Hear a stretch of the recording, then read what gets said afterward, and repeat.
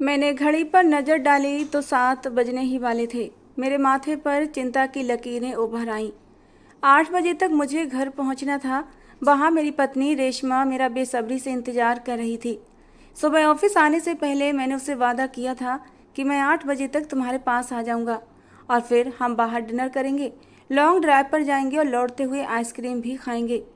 रेशमा ये सुनकर बहुत खुश हुई थी। मुझे मालूम था कि वो शाम से ही मेरा इंतज़ार कर रही होगी। जब उसका मासूम सा चेहरा मेरी आंखों के सामने आया तो अनायास ही मेरे होंठों पर एक मुस्कान आ गई थी। मैंने जल्दी जल्दी अपने काम निपटाने शुरू कर दिए ताकि आधे घंटे में सब खत्म करके ऑफिस से निकल सकूं। लेकिन किस्मत शायद मेरे साथ नहीं थी। ठीक 7 बजे बॉस ने बुला लिया। ये मेरे लिए अच्छी खबर नहीं थी। मुझे पता था बॉस का बुलावा यूं ही नहीं आया था, जरूर मेरे लिए कोई काम होगा। फिर भी अनिच्छा से मैं उनके कमरे में गया। वो फाइलों में उलझे हुए थे। उन्होंने कहा, नईम, इस काम को सिर्फ तुम ही कर सकते हो। ये एक बहुत ही ज़रूरी फाइल है, इसे आज ही पूरा करना होगा। उन्होंने मेरे सामने एक फ़ाइल रख दी और फाइल देखते ही मेरा मन उदास हो गया था, क्योंकि इसमें कम से कम 2 घंटे का काम था। मैंने हिम्मत करते हुए कहा, सर, मैं ये काम कल कर दूंगा। लेकिन उन्होंने चश्मे के पीछे से मुझे घूरते हुए कहा, कल का काम कल करोगे, लेकिन ये आज का काम है और आज ही पूरा करना होगा। अभी 7 बजे हैं, ऑफिस 9 बजे बंद होगा। तुम इसे ख़त्म कर सकते हो। ये फ़ाइल कल की बड़ी मीटिंग के लिए बेहद ज़रूरी है। न चाहते हुए भी मैंने फ़ाइल उठा ली और अपने डेस्क पर आकर बैठ गया। दिल भारी था। रेशमा का उदास चेहरा बार बार मेरी आंखों के सामने घूम रहा था। वो मेरा इंतज़ार कर रही होगी। मैं उसकी आंखों में उदासी नहीं देख सकता था और आज तो वो मुझसे नाराज़ भी हो जाएगी, क्योंकि मैंने अपना वादा पूरा नहीं कर रहा था। मैंने सोचा मैं उसे फ़ोन करके बता दूं कि मैं देर से आऊँगा, लेकिन फिर ख्याल आया वो नाराज़ हो जाएगी, रोएगी और उसकी आंखों में आंसू मुझे और भी परेशान कर देंगे। इससे मेरा सारा मूड ख़राब हो जाएगा और मैं ठीक से काम भी नहीं कर पाऊँगा। इसीलिए मैंने फ़ोन करने का विचार छोड़ दिया और ख़ुद को काम में डुबा दिया। जब काम में लग गया तो फिर समय का पता ही नहीं चला और आखिरकार जब मैंने फ़ाइल पूरी की तो एक सुकून की सांस ली थी। मैंने मोबाइल उठाया और ये देखकर मेरी जान निकल गई कि रेशमा की 15 मिस कॉल्स थीं। मैंने काम करने से पहले फ़ोन साइलेंट पर कर दिया था ताकि डिस्टर्ब ना हो जाऊं, क्योंकि मुझे पता था रेशमा फ़ोन करेगी और मैं काम पर ध्यान नहीं दे पाऊंगा। जल्दी से फ़ाइल लेकर मैं बॉस के कमरे में गया। घड़ी देखी तो 9:30 हो चुके थे। पूरा ऑफिस खाली हो चुका था।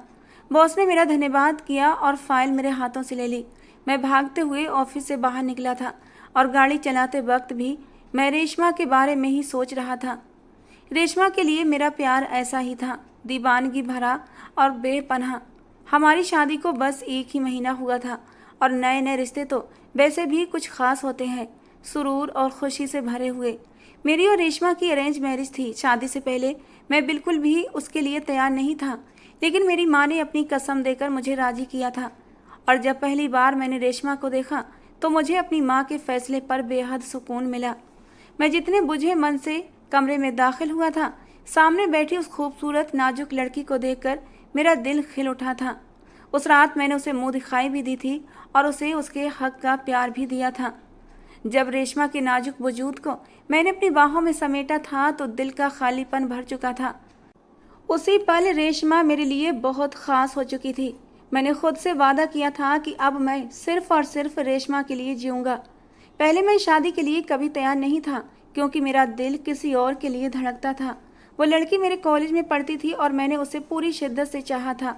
बाद में जब मैं नौकरी करने लगा और वो एक स्कूल में टीचर बन गई थी तो मैंने उससे शादी की बात की, मगर उसने अपने बड़े सपने दिखाकर मुझे ठुकरा दिया, ये कहते हुए कि वो मेरे साथ ज़िंदगी नहीं गुजार सकती, मैं उसके सपने पूरे नहीं कर सकता। उसने कहा था, तुम्हारे पास है ही क्या, मामूली सी नौकरी, किराए का मकान और एक अनिश्चित भविष्य। उसकी बातें मेरे दिल को तोड़ने वाली थीं। एक ताज़ा जख्म था और उस पर माँ का शादी के लिए जोर देना मुझे बर्दाश्त नहीं हो रहा था। और जब मैंने रेशमा को देखा था तो पुराने धोखे और दर्द को मिटा देने वाली एक नई उम्मीद मिली थी। उसकी मासूमियत और खूबसूरती ने मुझे पहली ही नज़र में मोह लिया था। इस 1 महीने में ही रेशमा मेरी ज़िंदगी का सबसे अहम हिस्सा बन गई थी और मैं भी उसका दीवाना था, जैसे वो मेरी दीवानी थी। हमारी शादी के 15 दिन बाद ही मेरी माँ हमारे पुराने घर गांव वापस लौट गई थी। वहाँ हमारी कुछ ज़मीनें थीं जो माँ अपनी निगरानी से मज़दूरों से काम करवाती थीं। और आज जब ऑफिस से भागते हुए घर पहुँचा तो मेरे दिल में बस यही ख्याल था कि रेशमा के गुस्से को दूर करना है और उसे अपनी बाहों में भर लूँगा। मेरे पास घर की एक डुप्लीकेट चाबी थी। मैंने सोचा कि बिना बताए पीछे से जाकर उसे सरप्राइज़ दूँ। दरवाज़ा खोला और दबे कदमों से अपने कमरे की तरफ बढ़ा। कमरे के दरवाजे को हल्का सा धक्का दिया, लेकिन वो अंदर से बंद था। मुझे लगा रेशमा शायद मुझसे बहुत ज़्यादा नाराज़ है और ख़ुद को कमरे में बंद कर लिया है। मेरे चेहरे पर एक हल्की सी मुस्कान आई थी, क्योंकि मुझे लगता था कि मैं उसके गुस्से को अपने प्यार से दूर कर दूंगा। लेकिन मुझे क्या पता था, दरवाज़ा खुलते ही मेरी दुनिया उलट पलट होने वाली थी। मैंने अपने पास की चाबी से दरवाजे का लॉक खोला और धीरे से कमरे में दाखिल हुआ। कमरे में हल्की रोशनी थी, लेकिन बेड पर जो नज़ारा मैंने देखा वो मेरे होश उड़ाने के लिए काफ़ी था। बेड पर रेशमा अकेली नहीं थी। एक लड़का उसे पीछे से कमर से कसकर पकड़े हुए था और उसके होंठ रेशमा के शरीर को छू रहे थे। रेशमा भी उसकी बाहों में मचल रही थी।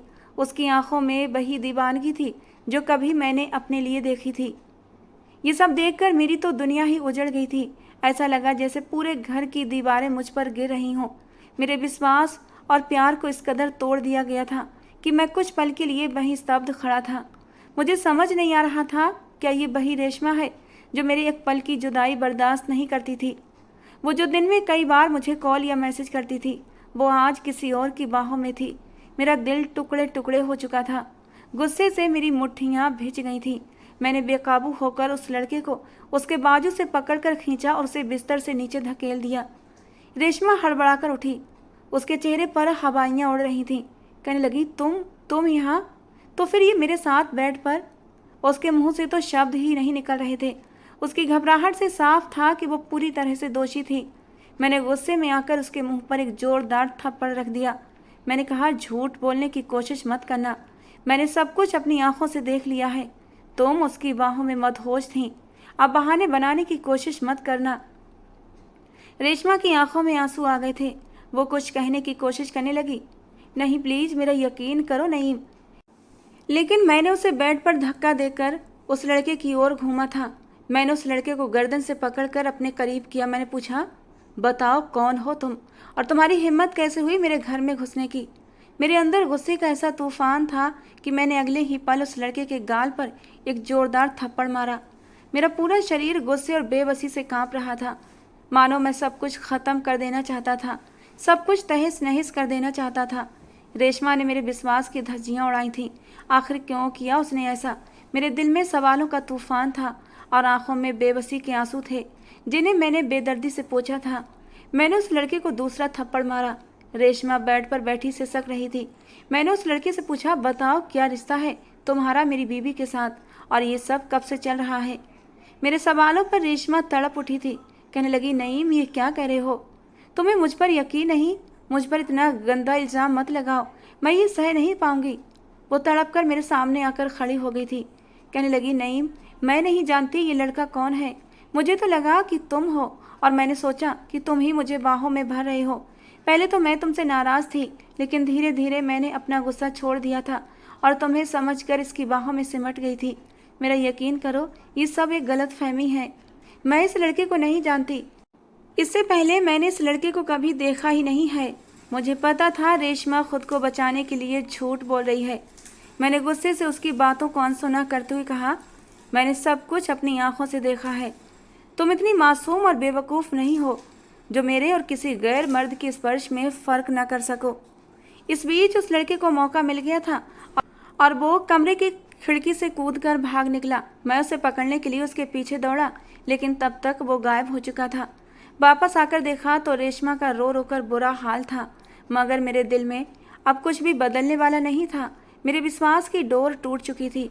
मैंने आते ही सख्ती से कहा, रेशमा, अपना सामान पैक करो और यहाँ से चली जाओ। मेरी ज़िंदगी में अब तुम्हारे लिए कोई जगह नहीं है। मैं एक बेशरम बदचलन लड़की को अपनी ज़िंदगी में नहीं रख सकता। उस वक्त मैं पत्थर बन चुका था, गुस्से से भरा हुआ था। गुस्सा मेरे सिर पर इस कदर सवार था कि मुझे कुछ भी दिखाई नहीं दे रहा था। रेशमा ने मेरी लाख मिन्नतें की, मुझे लाख समझाया, मगर मेरा पत्थर दिल पिघल न सका। रात के 10:30 बजे मैंने उसका हाथ पकड़कर उसे घर से बाहर कर दिया। वो कितनी ही देर तक दरवाज़ा पीटती रही, अपने बेकसूर होने की दुहाइयाँ देती रही, लेकिन मुझे उसकी किसी बात पर विश्वास नहीं था। कुछ देर बाद बाहर खामोशी छा गई। शायद वो जा चुकी थी। रेशमा के जाने के बाद मैं अंदर से पूरी तरह टूट चुका था। मेरी ज़िंदगी में जो तूफान आया था उसने सब कुछ बर्बाद कर दिया था। जो भी थोड़ी बहुत ताकत बची थी वो अब ख़त्म हो चुकी थी। रोते रोते मैं वहीं सोफे पर खुद को गिरा चुका था। मेरा दिल मोहब्बत में बार बार धोखा खा रहा था। पहले हिना, अब रेशमा। क्या मेरी ज़िंदगी में सच्चा प्यार कभी नहीं मिलेगा? क्या कोई ऐसा साथी नहीं होगा जो सिर्फ मेरे लिए हो? मेरे सिर में दर्द हो रहा था। मैंने बेबसी से नींद की गोलियां खाईं और वहीं सोफे पर ही सो गया। सुबह 9 बजे जब मेरी आँख खुली तो घर वीरान था। अचानक मेरे दिमाग में रेशमा का चेहरा आया। मुझे याद आया कि हर सुबह वो कैसे खिले हुए गुलाब की तरह ताज़ा और खूबसूरत लगती थी, मुझे जगाने के लिए आती, और उसके चेहरे की मासूमियत देखकर मेरा दिन बन जाता था। मैं उसे प्यार से उसके माथे को चूमता और उसे बाहों में भरकर मुझे सुकून मिलता था। वो मेरे लिए नाश्ता बनाती और मैं उसे बार बार आवाज़ें लगाता, रेशमा मेरा पर्स कहाँ है, रेशमा मेरी टाई कहाँ है। वो कभी किचन में तो कभी कमरे में भागी भागी फिरती और कभी झूठी मूठी नाराज़गी से कहती, नईम कुछ काम खुद भी कर लिया करो। मैं उसे अपने करीब खींचता और कहता, तुम एक पल के लिए भी मुझसे दूर जाती हो तो मुझे मेरी ज़िंदगी सूनी लगने लगती है। बस इसीलिए तुम्हें बहाने बहाने से अपने करीब रखने की कोशिश करता हूँ। ये कहते कहते मैं जल्दी से उसके गुलाबी गालों को चूम लेता और वो मेरी शरारत पर गुलाबी पड़ जाती। लेकिन आज मेरा घर वीरान था। न रेशमा की हंसी थी, न उसकी खुशबू और न उसकी भाग दौड़। मैंने अपने दुखते सिर को हाथों में थाम लिया और जैसे तैसे ऑफिस जाने के लिए तैयार हुआ। ऑफिस पहुंचते ही मेरे दोस्त ने मेरी हालत भांप ली थी। उसने बहुत पूछा, लेकिन मैंने उसे कुछ भी नहीं बताया। समय बीतने लगा था। रेशमा को घर छोड़े हुए 2 महीने हो चुके थे और मेरी ज़िंदगी अब तक वीरान हो चुकी थी। कभी कभी रेशमा का ख्याल आता था, उसकी यादें मुझे तड़पाने लगती थीं, लेकिन फिर वही पल मेरी आंखों के सामने आ जाते और मैं उसे भुलाने की कोशिश करता। मेरे दिल में ख्याल आता, आखिर रेशमा गई कहाँ होगी। उसका तो इस दुनिया में कोई भी नहीं था। उसके माँ बाप नहीं थे। उसकी एक चाची थी जो उसके फ़र्ज से आज़ाद होकर अपने बेटे के पास दुबई चली गई थी। रेशमा मेरी माँ की सहेली की बेटी थी और जब मेरी माँ को पता चला कि रेशमा अनाथ हो चुकी है तो उनके अंदर की ममता उसके लिए जाग पड़ी थी और उन्होंने मेरी शादी रेशमा से करा दी। मैंने गुस्से में उसे घर से निकाल तो दिया था, लेकिन मुझे नहीं पता कि वो कहाँ गई होगी। खैर, वक्त अपनी रफ्तार से गुजर रहा था। मेरी माँ का फ़ोन आता, वो रेशमा से बात करने के लिए कहती। पहले तो मैं टालता रहा और एक दिन मैंने सारी हकीकत माँ को बता दी। ये सुनकर मेरी माँ ने मुझे बहुत बुरी बातें सुनाई। कहने लगी, ये तूने बहुत गलत किया नईम, रेशमा ऐसी नहीं है। अगर मेरी बच्ची को कुछ हो गया तो मैं तुझे कभी माफ़ नहीं करूँगी। मेरी माँ इतना नाराज़ हो गई थी कि फिर उन्होंने मुझे फ़ोन करना ही छोड़ दिया था। रेशमा को मेरी ज़िंदगी से गए धीरे धीरे पूरा 1 साल होने वाला था। इस 1 साल में मैंने काफ़ी तरक्की कर ली थी। मेरा प्रमोशन हो गया था और मैंने एक फ्लैट भी ख़रीद लिया था। रेशमा की याद अब भी दिल के किसी कोने में दबी हुई थी। कभी कभी उसकी याद एक कसक बनकर उभरती थी और मेरी आंखों में नमकीन पानी भर जाता। मैंने रेशमा से सच्ची मोहब्बत की थी। ये एहसास तो मुझे हिना के लिए भी नहीं हुए थे जो रेशमा के लिए हुए थे, लेकिन उसने मेरे प्यार की धज्जियाँ उड़ा दी थीं। मैं उस बेवफा को रोज़ याद करता था और रोज़ उसके प्यार में रोता था।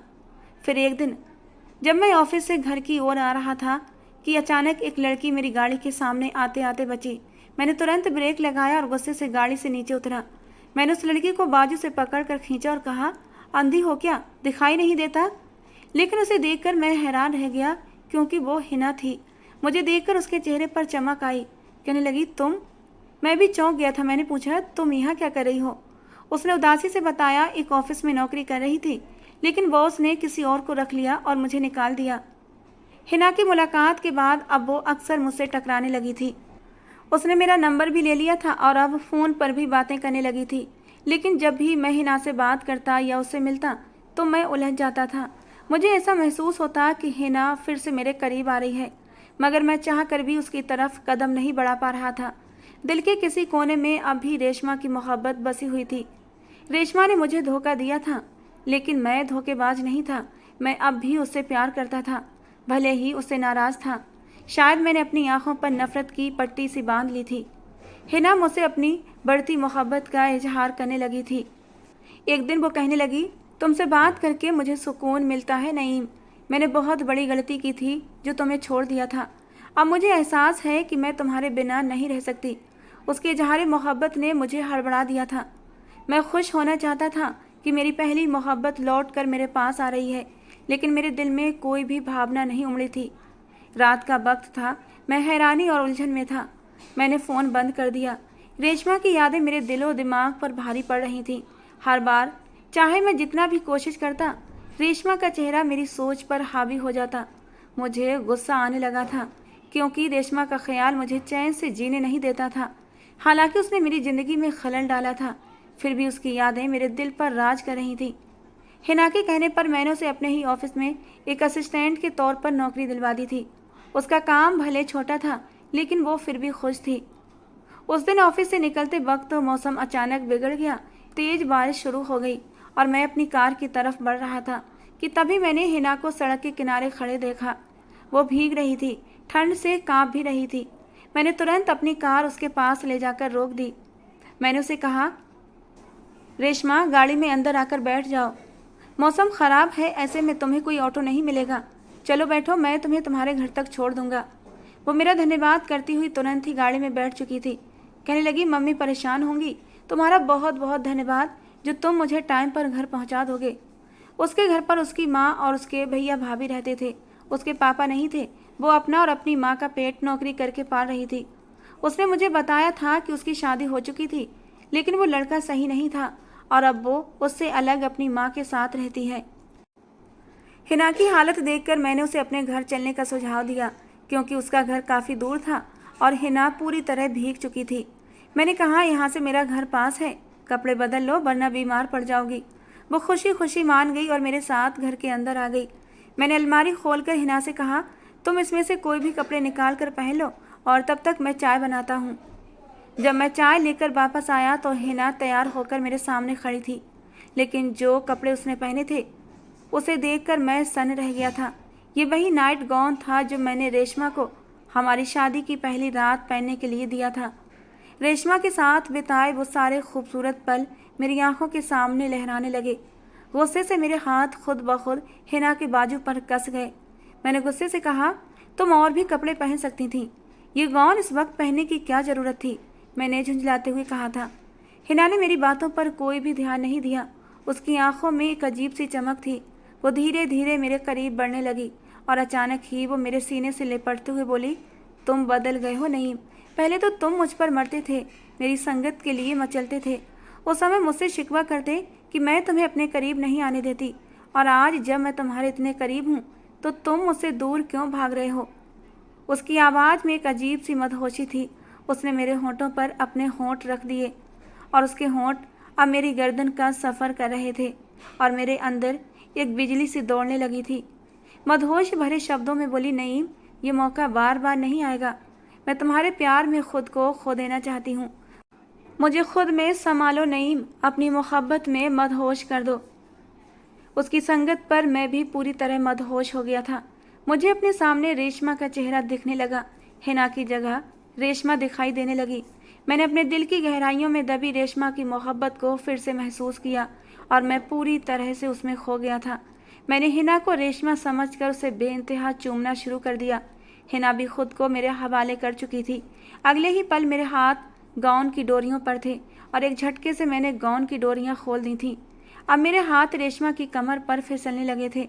हम दोनों ही एक दूसरे में मदहोश हो चुके थे, लेकिन जैसे ही मुझे होश आया मैंने खुद को पीछे खींचा था। मैंने कहा, हिना, तुम यहाँ मेरे बिस्तर पर। मैं बुरी तरह घबरा गया था। हिना के चेहरे पर एक जीत भरी मुस्कान थी। हिना ने मेरे चेहरे की ओर देखते हुए कहा, नईम, जब एक लड़का और लड़की एक कमरे में बंद होते हैं तो सारी हदें पार हो जाती हैं, और हमने भी वो सारी हदें पार कर दी हैं। मेरे दिल और दिमाग में तूफान मच गया था। मैंने अपना सर अपने दोनों हाथों से पकड़ लिया। ये मैंने क्या कर दिया था? जो कुछ हुआ था वो नहीं होना चाहिए था। मैं स्तब्ध होकर हिना को देख रहा था, जो पूरी सहजता से उठी, वॉशरूम गई और अलमारी से रेशमा का ही सूट निकाल कर पहन लिया। उसने मेरे गालों पर एक हल्का सा चुम्बन दिया और मुस्कुराते हुए बाय बोलकर घर से बाहर चली गई। मैं बेबस उसे जाता देखता रह गया।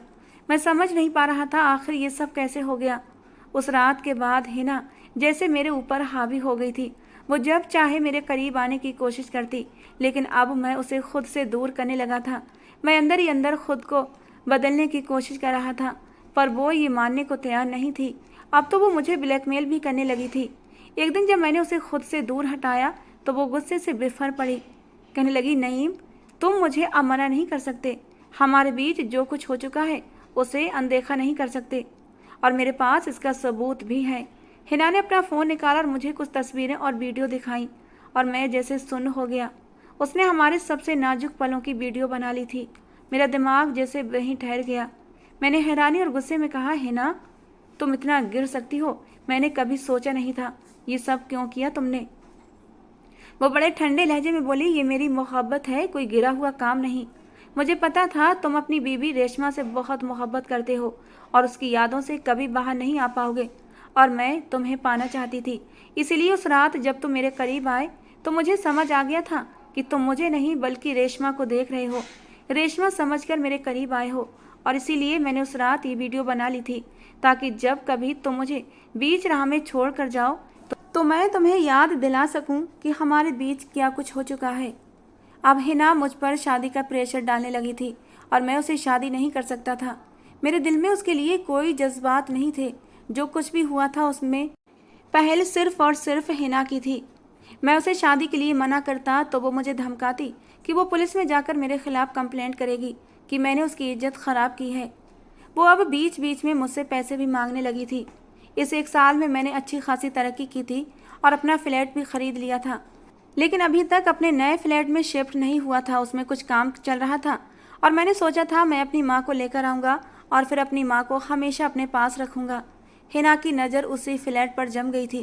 कहने लगी, या तो मुझसे शादी करो या फिर अपना वो फ्लैट मेरे नाम करो, वरना मैं तुम्हें हर जगह बदनाम कर दूंगी। मैंने हिना को समझने में गलती कर दी थी। वो सही लड़की नहीं थी, और उस रात सारी गुत्थियां सुलझ गईं जब मैंने देखा एक रेस्टोरेंट में हिना एक लड़के का हाथ थामे अंदर जा रही थी। मैं उस लड़के को एक पल में ही पहचान गया था। ये वही लड़का था जो उस रात रेशमा को अपनी बाहों में लिए लेटा था। मेरे दिमाग में बिजली सी कौंध गई। मैं तुरंत गाड़ी को साइड पर रोककर अंदर रेस्टोरेंट में दाखिल हुआ। सामने ही टेबल पर हिना और वो लड़का बैठे हुए थे। मैं उनकी टेबल से जरा दूरी पर पीठ करके बैठ गया था। वो लड़का कहने लगा, यार हिना, कब तक तुम्हारा वो आशिक वो फ्लैट तुम्हारे नाम करने वाला है? कब तक हम यूं ही किराए के मकान में धक्के खाते रहेंगे? हिना कहने लगी, आदिल सब्र करो, फ्लैट तो वो मेरे नाम ही करेगा। आखिर मैंने उसको इस जाल में इस कदर उलझा जो दिया है, उसके पास अब कोई दूसरा चारा नहीं है।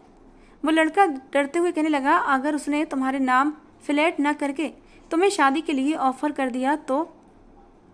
देखो, शादी वादी के चक्कर में मत पड़ना। तुम मेरी पत्नी हो, और मैं तुम्हें एक रात के लिए तो उसके पास भेजने के लिए तैयार हो गया था, लेकिन पूरी ज़िंदगी के लिए मैं तुम्हें उसके पास नहीं भेजूंगा। कान खोलकर सुन लो। हिना जोर से हंस पड़ी थी। कहने लगी, अरे ये नहीं होगा, वो मुझसे शादी नहीं करेगा। मैं अच्छे से जानती हूँ, उसको मेरे बारे में अच्छे से पता है कि मैं उसे ब्लैकमेल कर रही हूँ। उसे बहका कर मैंने उसके साथ संबंध बनाया था। वो सब कुछ जानते बूझते मुझसे शादी नहीं करेगा। वो फ्लैट ही मेरे नाम करेगा। हम दोनों की कड़ी मेहनत है, जो कुछ ही दिनों में फ्लैट हमारा होने वाला है। वो लड़का कहने लगा, हाँ यार, ये तो है। उस रात मैंने भी नईम के कई घूंसे अपने चेहरे पर खाए थे। मैं तो सोच रहा था अगर इसने मुझे पुलिस के हवाले कर दिया तो मेरा क्या होगा, लेकिन मैं मौके का फ़ायदा उठाकर वहाँ से भाग निकला था। वैसे यार हिना, कुछ भी कहो, ये नईम की बीबी रेशमा है बड़ी मस्त चीज़।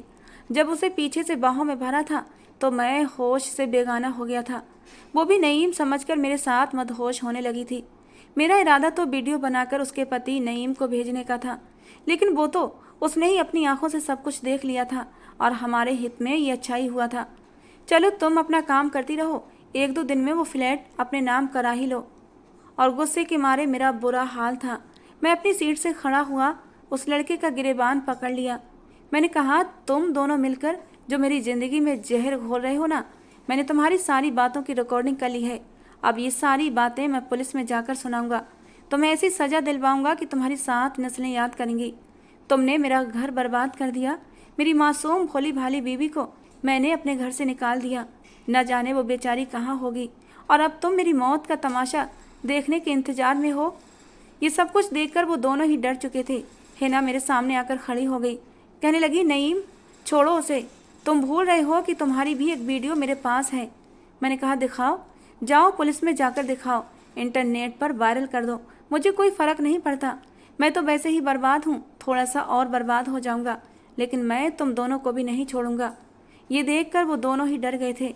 हिना इतनी शातिर निकलेगी मैं नहीं जानता था। उसने इतना बड़ा खेल रचाया था कि मेरा सब कुछ तबाह कर दिया था। अगले ही पल मैंने अपने एक दोस्त को फ़ोन लगा दिया जो पुलिस में था। मैंने उसे सब कुछ बता दिया। थोड़ी ही देर बाद वो वहाँ पहुँच चुका था और आदिल को वहाँ से गिरफ्तार करके ले गया।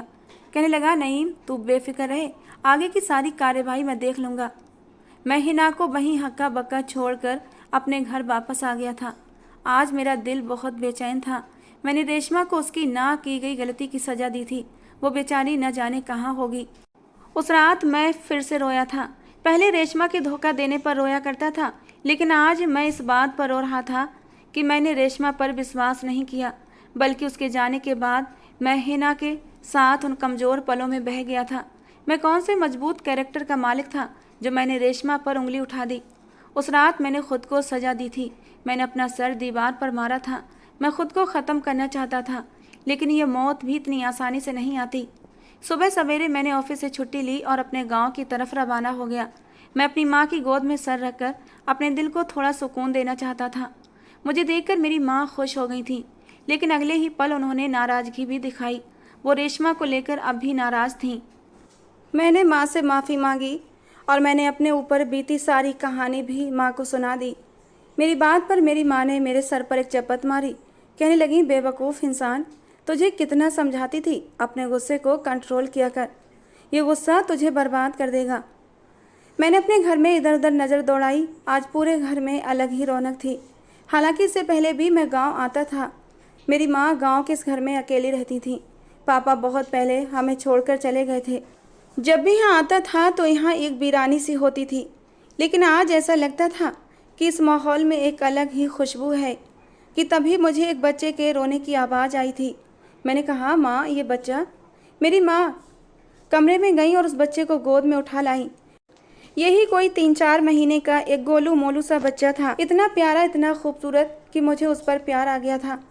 मैंने कहा, माँ ये किसका बच्चा है? कहने लगी, अपना ही समझ ले। मैं खुश होकर उस बच्चे को गोद में ले लिया और फिर अचानक ही मैंने उसके गाल को चूम लिया कि अचानक ही मेरी नज़र उसके गर्दन के पास मौजूद एक बड़े से काले निशान पर गई। मैंने हैरान होकर उस निशान को देखा। एक ऐसा ही निशान मेरी गर्दन पर भी था। मैंने कहा, माँ ये तो हमारा ख़ानदानी निशान है ना, फिर ये निशान इस बच्चे की गर्दन पर।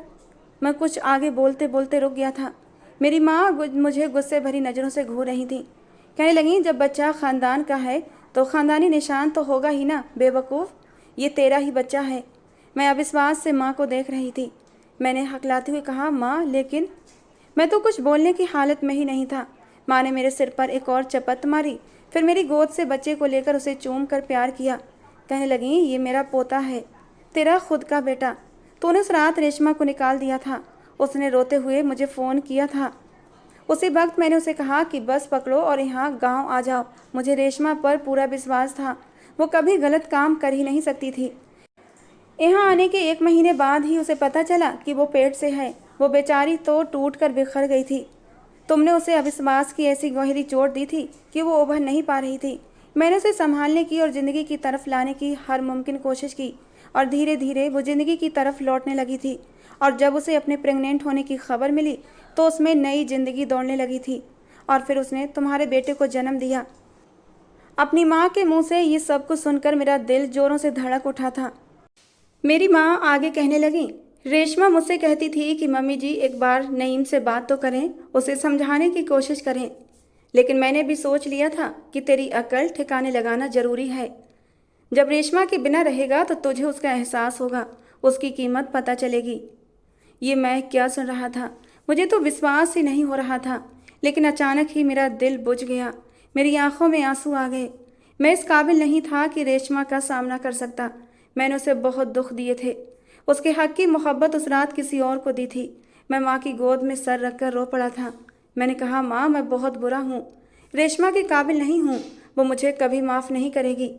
माँ ने मेरे सर को सहलाया और कहने लगी, पागल, वो बहुत अच्छी है, हर रोज़ तेरी राह देखा करती थी कि कभी तो तू अपनी माँ से मिलने के बहाने ही सही इस घर में आएगा और वो तुझे देखकर अपनी आंखें तर कर लेगी। उसे तेरे आने की खबर हो गई है, जा अंदर बैठी है, तेरे ही इंतजार में है। मैं तड़प कर अंदर गया था। रेशमा खिड़की पर खड़ी बाहर देख रही थी। मैं उसके पीछे जाकर खड़ा हो गया। मैंने कहा, रेशमा मुझे माफ़ कर दो। मैं इस काबिल तो नहीं कि तुमसे माफ़ी भी मांग सकूं, लेकिन प्लीज़ हो सके तो मुझे माफ़ कर दो। मैं गुस्से में बहक गया था। मैंने तुम पर विश्वास नहीं किया रेशमा। वो जो कुछ भी हुआ था सब साजिश के तहत हुआ था। मैंने रेशमा को कंधे से पकड़कर अपनी तरफ घुमाया। उसकी आंखों में भी आंसू थे। हम दोनों ही एक दूसरे के लिए न जाने कब से तड़प रहे थे। अब हम एक दूसरे के सीने से लगे रो रहे थे। मैंने उसे बेतहाशा चूम लिया था, उसके होने का एहसास किया था। मैंने उसे बताया कि किस तरह हम दोनों को अलग करके हिना मेरा फ़ायदा उठाना चाहती थी। मैंने रेशमा से माफ़ी मांगी। रेशमा का दिल बहुत बड़ा था, उसने मुझे माफ़ कर दिया। और फिर मैं अपनी माँ, अपने बच्चे और अपनी रेशमा को लेकर शहर आ गया और एक नई ज़िंदगी की शुरुआत की। दोस्तों, आज की हमारी ये कहानी थी रेशमा और नईम के नाम। आपको कैसी लगी ज़रूर बताना। दोस्तों, अगर आपको हमारी कहानियाँ पसंद आती हैं तो प्लीज़ लाइक किया करें। अपनी राय भी हमारी कहानी को लेकर ज़रूर दिया करें। तो चलिए दोस्तों, मिलते हैं अगली किसी नई कहानी के साथ।